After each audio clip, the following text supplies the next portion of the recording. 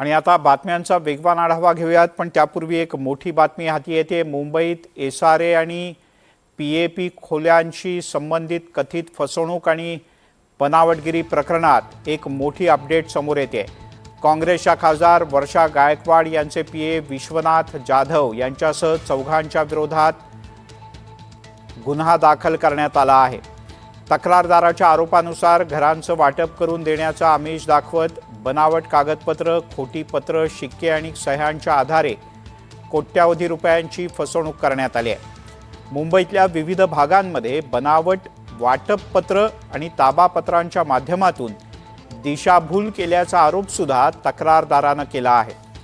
दरम्यान या प्रकरणी गुन्हा दाखल करण्यात आला असून पोलिसांनी पुढचा तपास सुरू केला आहे।